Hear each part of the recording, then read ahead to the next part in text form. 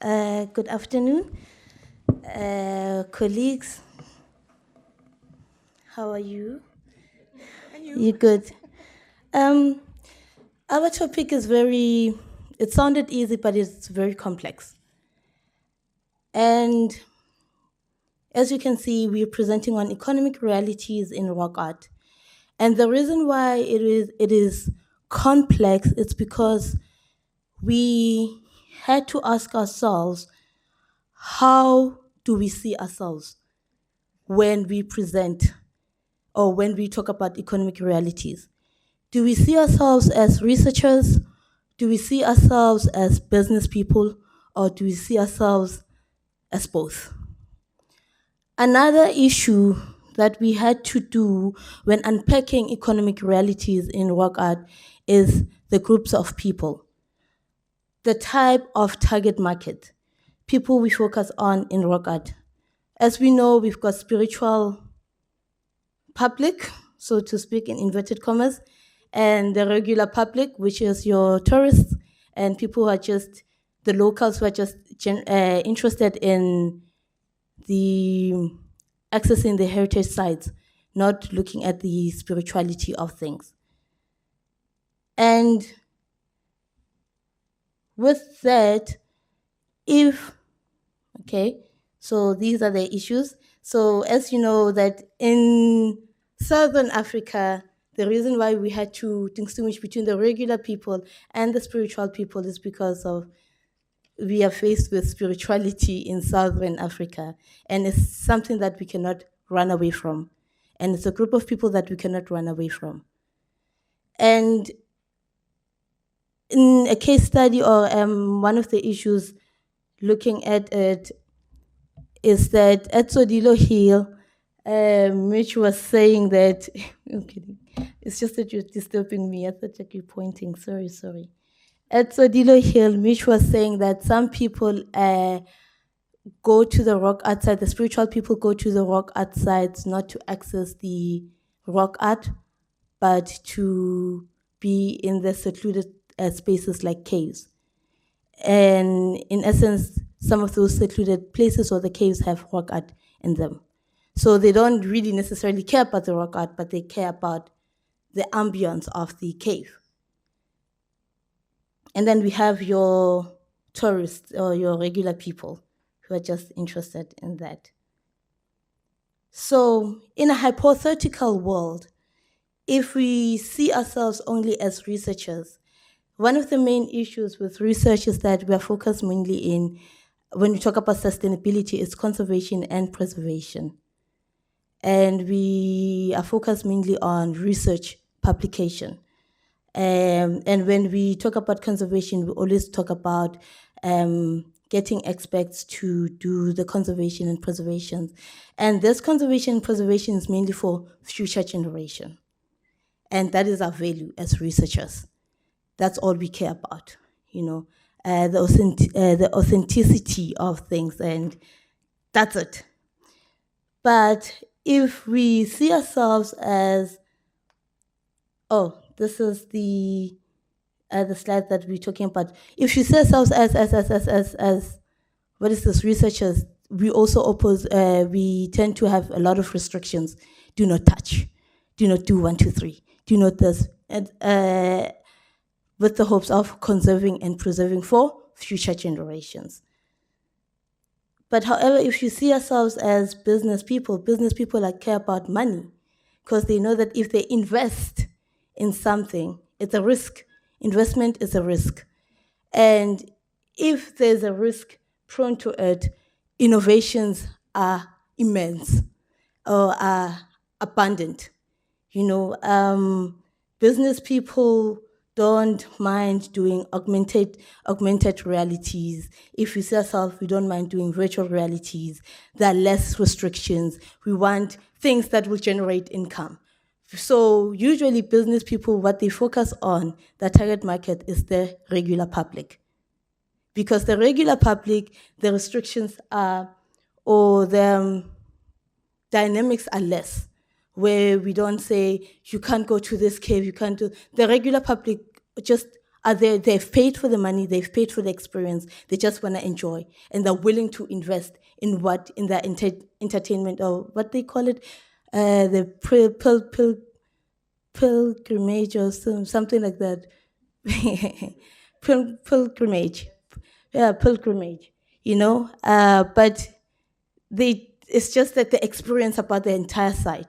Whereas with spiritual people, we know that they're focusing on what they've been told by their ancestors, the voices.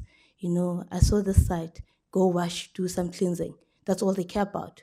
Candle lighting, that's all they care about. It's what they're already expected to go to that site and see the messages that they've been told. We don't have control of that as heritage practitioners. We have control for the regular people, because they get told by what we give them and what we tell them when they visit the site. I'm not sure if it's making sense. Are we familiar with spiritual world? Okay. Don't do episodes here. Eh? So now that's when the issue of sustainability, once we unpack those two issues of spirituality and regular people, are we researchers, are we business people, then we can talk about issues of sustainability in a more advanced, or in a more greater deal. Diversification. We can talk about augmented realities. We can talk about virtual realities. We can talk about replicas. We can talk about gaming. Takunda, my soulmate here,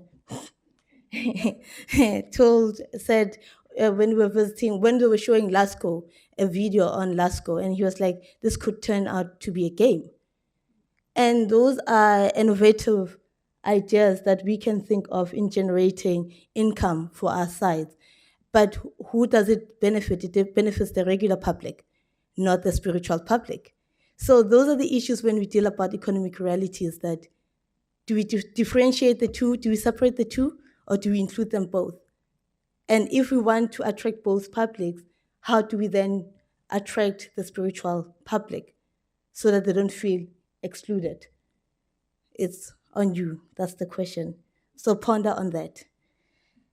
Limitations, as you can see, in museums or in heritage sites, we have regulations as one of our limitations, regulations and laws. Unfortunately, in Southern Africa, I would say there are so many regulations and laws that we have to follow. Whether we like to be innovative, creative, but we are restricted. And these regulations and laws end up creating red tapes and this hierarchical positioning that now we have to navigate through. Who do I talk to? I first talk to my boss, who then talks to so-and-so, who then talks to the minister, who then talks to the president, the steps and steps, so forth and so forth, and also who's presenting the idea when we're thinking of investments, and if is the president or just presenting an idea to so-and-so, then the idea is well received. If it's just Takunda presenting the idea, it's like, hey, who's this Takunda boy? Okay, that's where it ends. So those are the issues that we're faced with. Another issue that we're faced with is marketing. We've realized that in Southern Africa, the marketers have focused on the tourism side of things, and the tourism side of things usually attracts the regular public.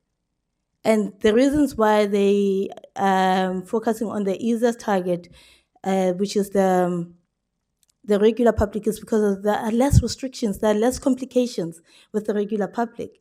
So when now you're involving people with spirituality and whatnot, and they take them to our caves and their sites, access, it's just now, what are we doing here? It's a sacred place, So I think that's why the marketers now end up focusing a lot on the things that are easier for them to control, which are not cultural. It's just a walk, a hike, a simple seeing a fountain and whatnot, and not seeing the rock art, which also affects us, because now we want the public to see the rock art, but we're not getting the public that we want to see the rock art because of people who are in charge. The marketers are not marketing that Do you understand? So we, in terms of economic realities, how do we then balance those? Really, it's again, to the public, think about those things. We'll be asking you, not us. Another issue is what? That you want to add on? Oh, okay. Another issue is poor accountability. As we talked about, we spoke about hierarchies and political issues, and now people don't want to don't want to be accountable for their actions. So there's a good saying that says, "Great ideas die in the boardroom." And we have these great ideas on how to preserve our sites and how to conserve our sites and how to bring funding to our sites, but where do they end? Where do they die? In the boardroom. Do you understand? So those are economic issues or limitations that we have in terms of being innovative enough or flourishing with our initiatives or our innovations. So this is part of the conclusion. There's another conclusion. So in conclusion, heritage, when we talk about economic realities, heritage is a very difficult space that heritage practitioners are scared to talk about. Threats from the public whose heritage we are trying to preserve can be daunting, because as heritage practitioners, we're trying to accommodate even community views, also looking into the laws and the legislations that govern us, and also not to lose our jobs. So those are the realities that we're faced with as well, to break the boundaries of, pushing the boundaries of economic realities. You know, this is in Southern Africa, by the way. Don't confuse it with France and other areas that you've been to. And heritage practitioners are placed in a difficult position to follow the legislation, the law, and to accommodate community views. But also, in conclusion, economic realities, or it's doable. It's just that the implementations and not being scared, just doing it and seeing where the ideas ends. And like Nike says, do it. Just do it. Thank you.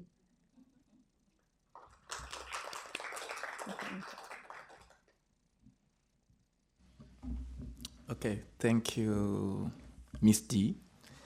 I'm going to say what I wanted to say responding to Karina's question and Amanda's question as well. So I will restructure the question. The question was, in France, they are getting funding which we are not getting in Southern Africa. What should we do? In simple terms, that was the question, right? And Karina's question was, we have cross-cutting or overlapping legislations, like the mining, the national parks, and these legislations, they are considered imported as compared to heritage legislations. And when there is development is prioritized more than heritage sites. And here is my answer. We think, okay, so when I get lost, told me to own the answer. Okay, we think we get funding, but the perception is we try to impose heritage on people, right? We do workshops, we do community outreach with the money, but is that what people want? So the question, what do our people want, right? So our people want things they relate to, right? So what is the 21st century saying? What are the mediums of communication in the 21st century, right? So when she's saying, just do it, we're saying infuse rock art within those mediums. If people are into games, put rock art into games. If people are into clothing, put rock art on clothes. If people are into cups, are into comps, are into cigars, imprint rock art on cigarette, right? The moment they are, what you said?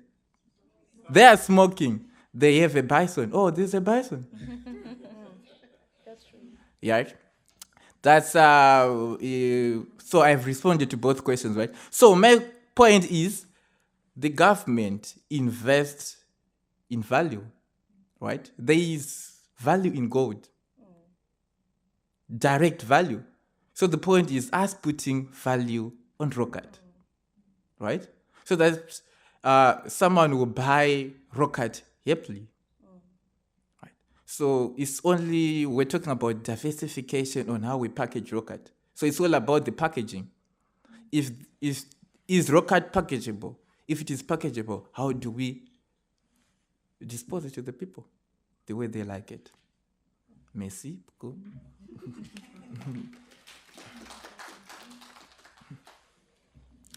So we taking questions. Okay. Okay. Maybe the other thing that I would include is sometimes as heritage practitioners we'll want to make an excuse that it's difficult for us to add economic value to the rock art because we don't have the funding. But then if we involve the community, it will be easy for us to derive economic value in the rock art because there are community groups, there are community corporations that we would incorporate in presenting rock art. For example, if I work for a heritage institution that is in charge of conservation and preservation, and we do not go into innovations, then we can easily co-opt the community to bring in that aspect of gaming. We are adding value to the site. So if we talk of school kids, they have something to look forward to. When they come to the heritage site, they don't end with the rock borders. Then they can go and do the gaming. They can go and do, they can visit an exhibition that is depicting maybe the kind of way of life, the way it was depicted in the past. They get to have a feel of how it was. If you have a small exhibition of, let's say, a grass arrangement of a house where all these cleavers and boardstones were made during that period, we are attracting them to come to the site, and that way we are able to derive something. But if we are going to leave it to ourselves to be the ones to add economic value, then we are going to have a problem because it will be very difficult to get funding. It will be, I'll give an example of Zambia. You can never get funding to go and do gaming at a heritage site because then they'll tell you it's not in your mandate. Your mandate says preservation, conservation to the rock art. But if I'm going to give an idea to the public, maybe through our board, and say, see, we are encouraging the community to cooperate, we are encouraging public-private partnerships in the management and presentation of rock art. So those that have the money, those that can go and get funding for community partnerships, then they can come in and add value to the heritage. That way we make the public feel a part of it, and it is easy to derive economic benefits, not just for us as institutions, but also to benefit the local communities that live within this heritage. Thank you.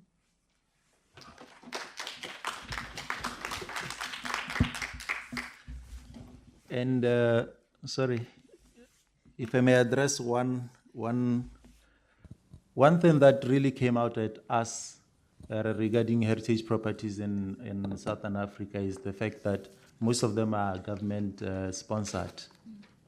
So a lot of them are really not looking at making profit or being sustainable. So one of the things that we really should focus on is making these sustainable by adopting a business model and attempting to make them make a profit. So that talks to making them very accessible to the public and getting as many people as possible passing through these. Not an influx that will maybe cause damage to these heritage properties, but we really need to get as many people as possible being or accessing these heritage sites. And one, like I said, is adopting a business model, a profit-based model that will ensure that you have money rolling around these heritage sites. They're able to sustain themselves over the long term. And again, we need to privatize these heritage properties, or either get partnerships with private entities so that we are able to maybe get in tour operators helping us marketing in these properties. Thank you. Can I say something first before she goes on? Okay. So I think one of the most important things that we should look at as the current generation that's trying to preserve and promote heritage, and current generation that's trying to get economic revenue from sites, we should really be focusing on kids. Kids are the future practitioners. Kids are the future, they're the ones that will keep the rock art sustainable. So I like Amanda's approach to including rock art into the curriculum, because that will teach kids about rock art and will teach them to value their heritage.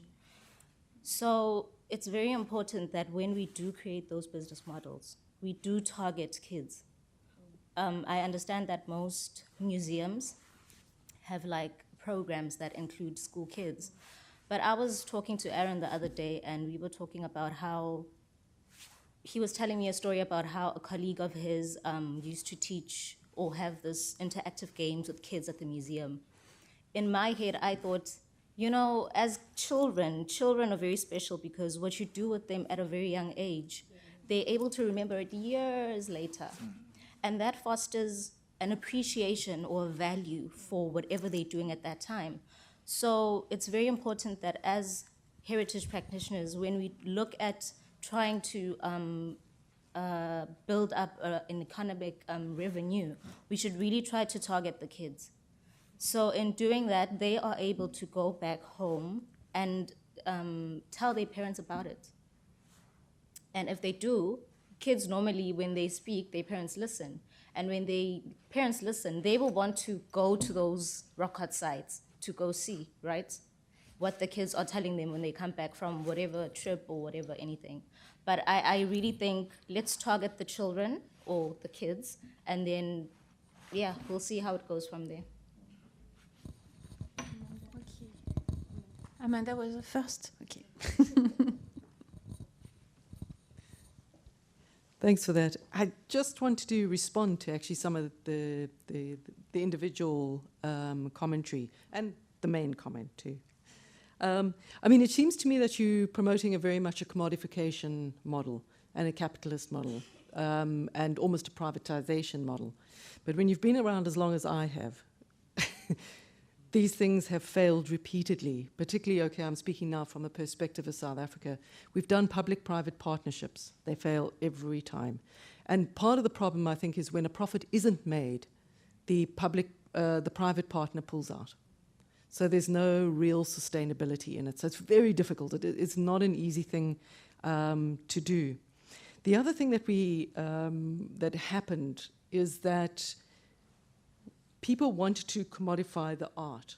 So as you know, in France, the images actually are very much part of the national kind of imagery. It's the national imagination. It's everywhere.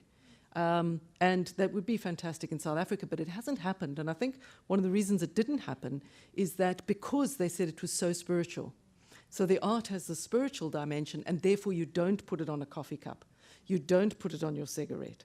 All of those kinds of things. There was a huge kickback against it, to the point that even the museums then stopped putting it on cups and stuff. They didn't know what to do about it because, they were feeling bad about it. And I think something needs to be thought about that. And then my last comment is just on the spirituality, and just to say that don't think that that's always kills the market. There's a huge spiritual market. And I had a student who was a Sangoma, who got trained up as a Sangoma, and then she marketed herself to the new age spiritual international whatever, all who want to come out to the NASCAR lines, the points of energy. And she then just, I would take these groups to Sterkfontein and they would just sit there to get the energy. And then off they would go again to the next point of energy. And she had this whole tour all around this notion of spirituality and NASCAR and energy lines and whatever the case may be. So there is a market there, which is quite international and quite big too. So don't dismiss that too quickly.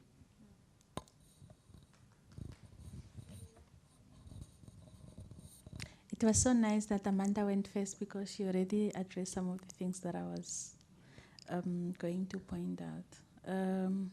Mine is more on, I think Mitch said a bit on it, and it's regarding the sites. The sites in Southern Africa, speaking for Namibia especially, because that's the experience I have, is how we can then bring these sites to make money if, first of all, we are already hiding some of these sites.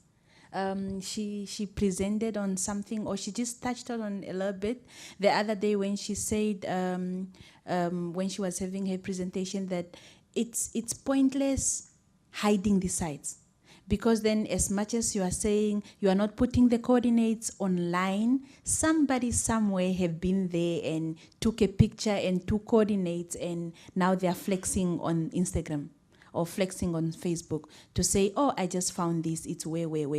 But then, like somebody said, I can't now remember who also just now, most of our sites are owned by government or they are state-owned, which make it so difficult, including museums, because then you can't do anything.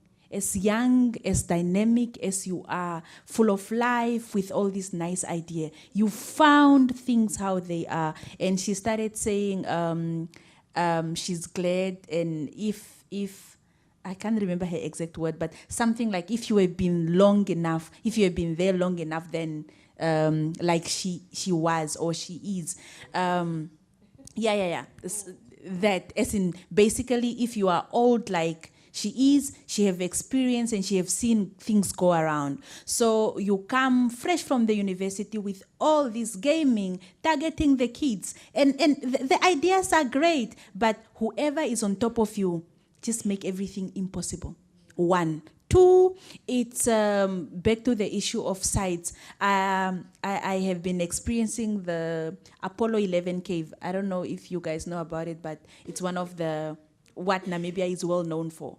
Currently, I'm not so sure. I'll have to check with Lenishwa if NHC is protecting this site. Maybe not. Are you? Okay. NHC is protecting this site. And the coordinates online are not the correct coordinates. For a Namibian, I am ashamed. Because then, why are we hiding these coordinates? From who, for what? The site is not, there is nothing happening. You can't say there is even no road. Somewhere this year in July, I got lost. We were trying to find this site, but we didn't locate it. We can't find it, and we spend like 4 hours going up the mountain and 4 hours going down. So it's almost impossible to find. It's very famous. If you just put Namibia Heritage Apollo 11, then where is this Apollo 11 cave to start with? And if the government is really protecting it by hiding these coordinates and whatnot, at which point are we then going to put it out there to generate for us money? When?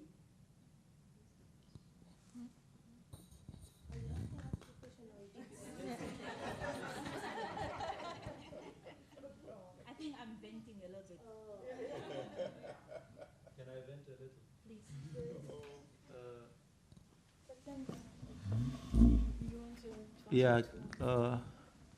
In my country, Botswana, regarding the one of hiding heritage sites, I'm very proud to mention that we have what we call heritage trails in Botswana. We have the Makgadikgadi Heritage Trail, we have the Kgalagadi Heritage Trail. Each one of these trails encompasses probably about 30 heritage sites. even the smallest. So it's a trail running around the Makgadikgadi area, a section of Botswana, where if you take that trail, you'll be passing through a number of these heritage trails. And it also has coordinates. Maybe not meaning to say that is not the sentiment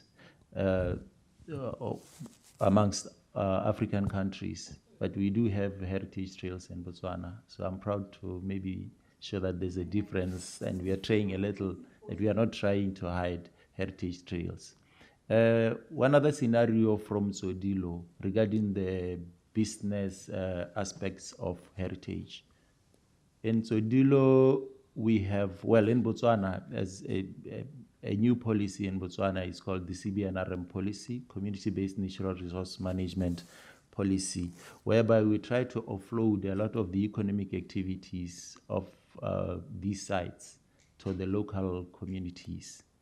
So as for Zodilo, us as government, what we do is we do the conservation and preservation of the site as per the Act, and then the community derives benefit from this heritage site. So this is one of the models that is being used in Botswana to economically uplift these communities. Now, the problem with this model is that these communities are impoverished, poverty-stricken, and the literacy levels are very, very low. And trying to give them control over the economics of the site does not take us anywhere. We see us being in one place. So maybe if someone can come up with a better model than the business model we currently propose, we'll be happy to adopt it. And thank you.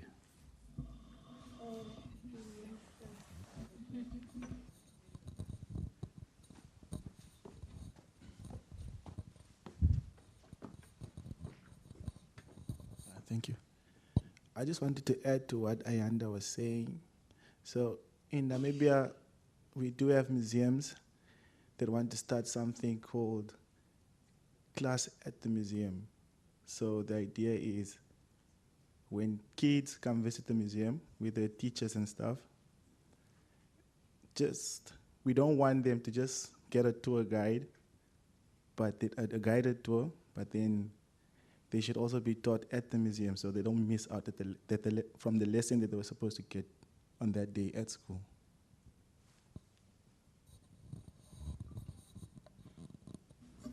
I will speak. Okay, I'm with you, Karina, on that point where you're saying you are a university graduate, very ambitious, but there is someone up there to stop your ambitions. But I have a different view out of it. I would say Rome was not built in a day. If you start slow and you are denied and you keep on, one day they will believe in you. They will believe in your ideas. I'll give an example of the University of Zimbabwe with the Education 5.0, which Professor Ansila Namwe is always talking about. This mantra, they say, is heritage-based. Education 5.0, which is heritage-based, meaning all innovations should have a heritage imprint in them. Meaning archaeologists, heritage practitioners, they have a good base because they are coming from that. Right?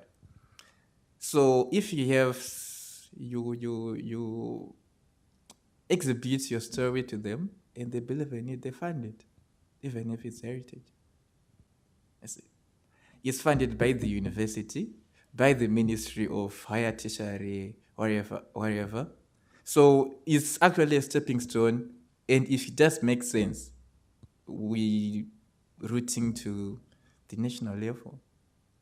So I would say for me and everyone else from Zimbabwe, I think it's high time we start to conceptualize these ideas and stop this thing of saying, it will never work or something like that. It will, I think. And I wanted to talk about sustainability to start with. Sustainability, we're talking about it with Prof. Namo in the morning, where we're saying in Zimbabwe, they were proposing that each ministry should fund itself.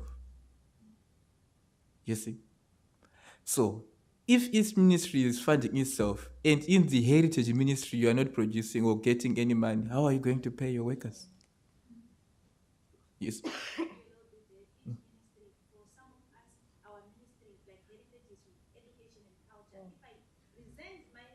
Mm. Education gets this, and heritage gets this. Yeah. So it makes it a little bit impossible because then we are sharing a ministry with one of the most, we are already addressing the kids. Everything is for the kids now.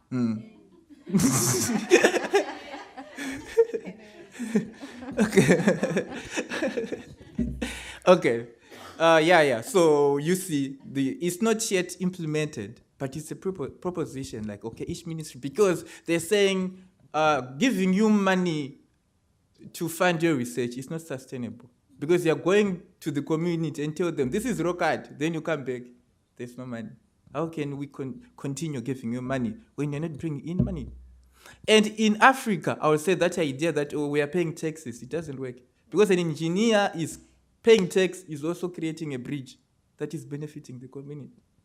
You see? So it's a plus on someone who is coming out with the product, as compared to you saying, okay, I have my salary and I'm paying the government using the taxes, right?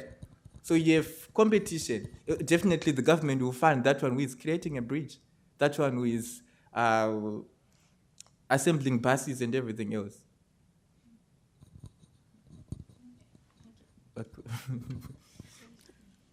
Okay, thank you. I don't know if I'm relevant, but you will help me because I'm seeking for advice. We know that in most of, if not all of them, most of them, there's our rock art sites, they are commodified for tourism. And then the narratives, the narratives around interpreting and presenting the sites is shaped by the tourist expectation. What they want to hear, what they do not want to hear. I remember in Todilo, there was a beginning of the year, we have a visitation from one of the UNESCO officials. He was asking us that how do we know that the guides, as they are carrying tourists around, the information that they give is consistent, that if I come, another one comes, the next one comes, we are going to get the very same information about the site, about the rock art. So what this tourist expectations, they tend to they affect, alter the cultural context or the real or the original meaning or even the interpretation of what the rock art should be meaning and should be saying. So I want to know what advice can be given when we look even at the issue of sustainability, because if this happens and it continues, giving tourist expectation, it can get to a point whereby now there is a total deviation from what is the rock art saying and what are we trying to give or trying to gain from the tourism industry. And then in the end, we are going to find ourselves having a totally different meaning of the rock art and what is being given about the rock art. So what advices can we give in this manner to ensure sustainability and authenticity of the site? Because the information that we may give, even if it's a small wrong, there's a point in time that will become bigger and destroy the whole good thing. So what advice can you give with that?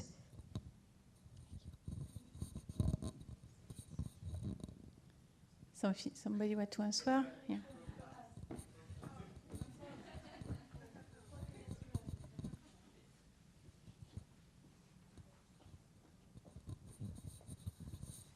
Thank you. I wanted to answer to the issue of sustainability, because I think most of us look at sustainability and this issue of economic contribution from a very, I don't think we look at it in a broad sense, because the issue of contribution to the economic perspective is quite important to each and every one of us in this room and out there, especially in the sense of sustainability. Because when we talk of sustainability, it's not just about money there and then, but it's also about money that you are generating.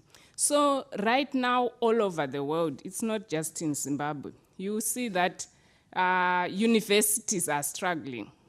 And what they then say is that they will cut out humanities as a way of reducing their budgets. I don't know if you have experienced it wherever you are. Why are they cutting out humanities? Because they don't see the relevance of humanities to the country. But what they are actually saying is that you are not contributing a cent to the table. So we are not going to cut out engineers or electricians or whatever, because they are seeing the cent on the table from this. So when we talk of sustainability and the contribution that we should give to, we should make sure that heritage contributes economically.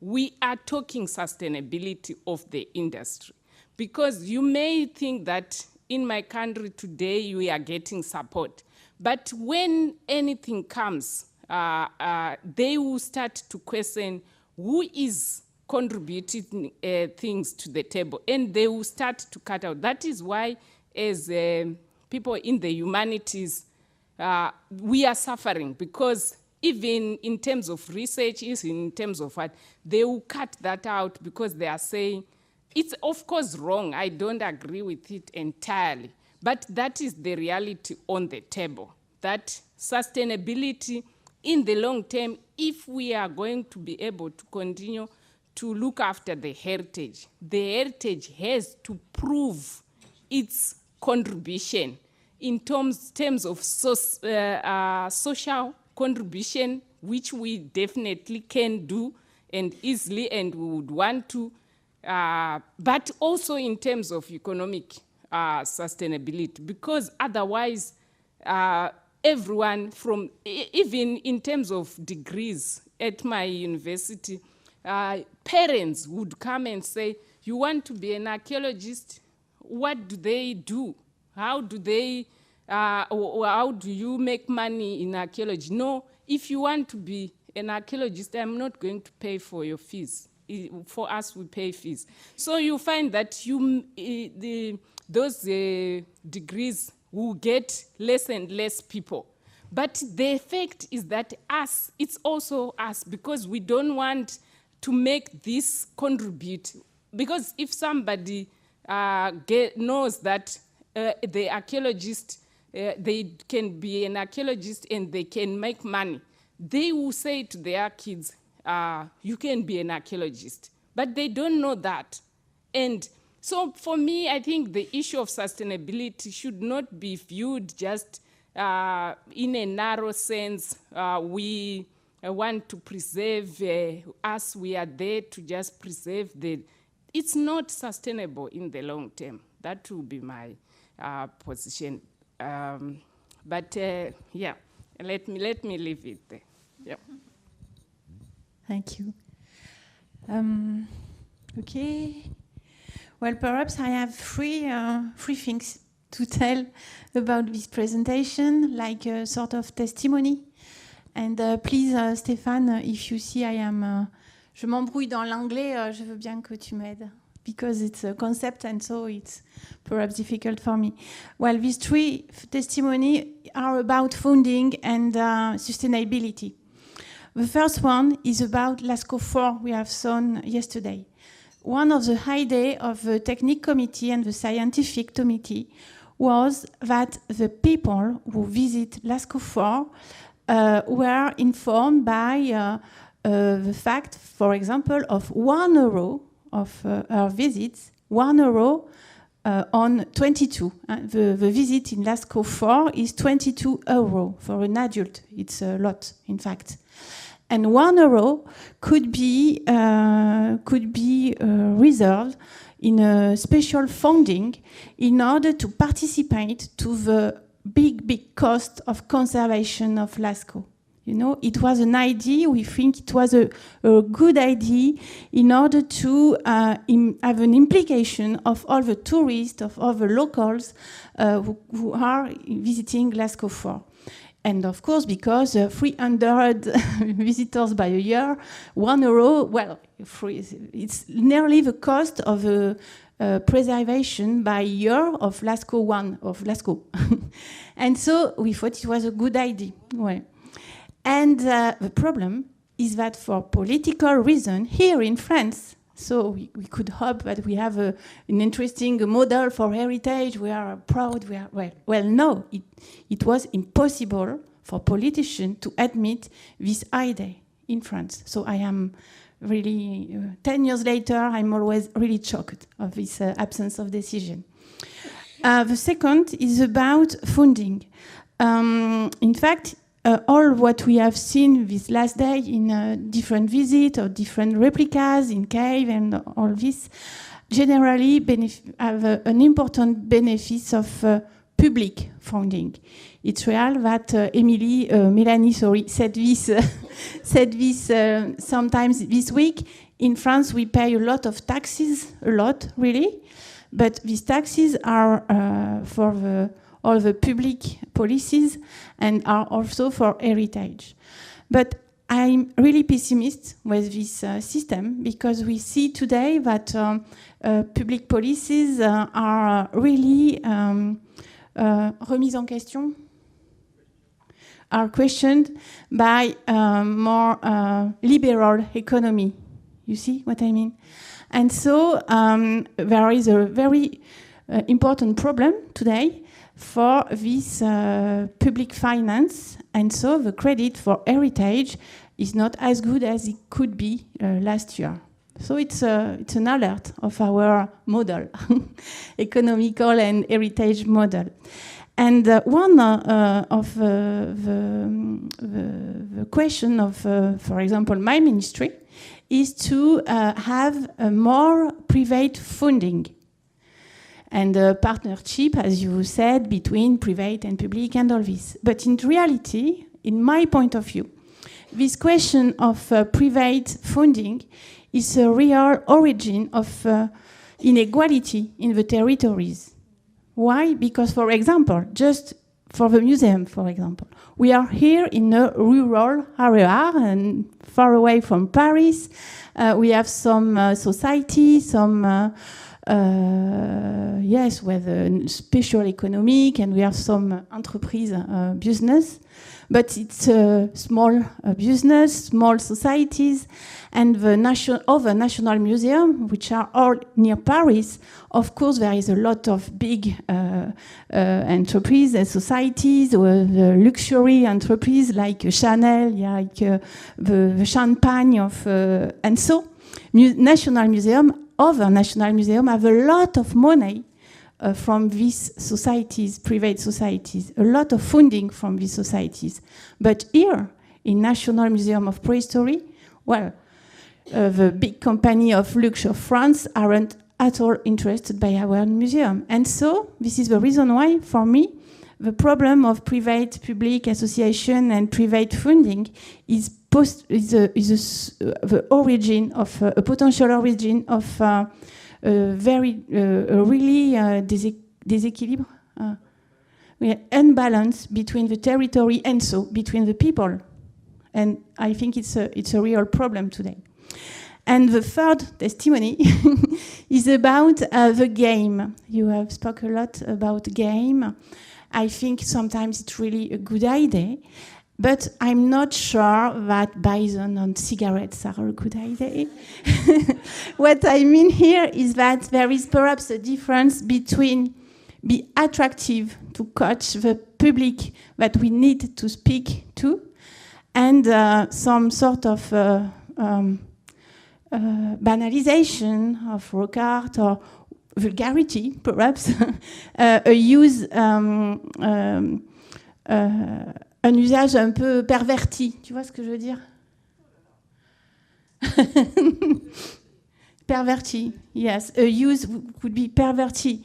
And so it's a problem because here in France, the question of spirituality in the cave art is not a subject, but I am really convinced that we must have respect in front of this paint. We must have respect about what it could be in the past. And so cigarettes or other derived product, for me, it's not really a good idea. And I've nearly finished. And for example, here in Dordogne, we have a lot of things for food. You know, gastronomy, French gastronomy in Dordogne is very important. And there is 20 years when Cusack Cave was found, there is a figure of like a duck and goose. And here we have a lot of good food with goose. And many farmers here wanted to use the picture of the goose of Cusack. And we thought that it wasn't a good idea, in fact, because they no need using prehistoric art to sell their foie gras, you know. And so here in the museum about game, we have also another experience is recently experienced with the game of geocaching. Because on Silla, the first day, for example, you tell us that the problem is not the people who are in the rock site. The problem is to make people coming and see the rock site. And it's the same for the museum here. The problem is not just speaking about to the people who are here, but make more people come here. And so last year, we have an experience of geocaching in the museum. And it's just a play, an application, an app. At the beginning, I wasn't totally convinced of the subject because I was afraid that people were here in their phone and not looking at the museum. But it's false, in fact. They are on the phone and on the museum, and they have seen a lot of things that generally they don't see. So I'm really happy of this experience. And the most important, it was this game has made people, family, coming in the museum while they were never went in a museum before. I was really impressed because the family told me the first day of the game, the family was 2 children. Well, it was the first time they come in a museum here in France in 2024. And so it was for me a real shock, in fact. And so, well, some testimonies to balance all what you have said before. Thank you.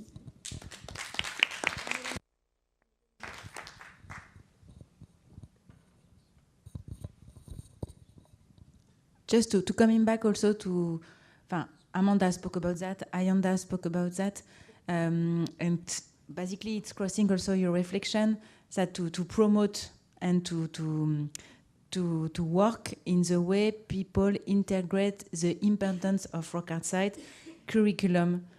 It's definitely a main issue because as far as I can see, the children in France, so all of them, they have Lascaux pictures or Chauvet pictures in curriculum.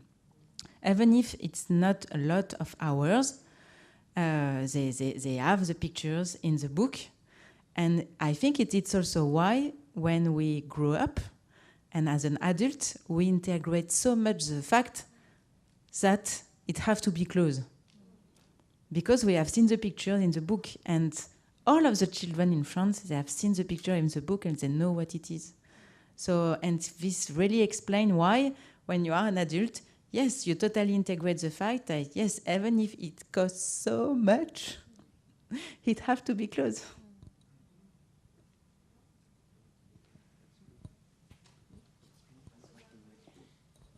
So now a little break, about 10-15 minutes, and later the two others group.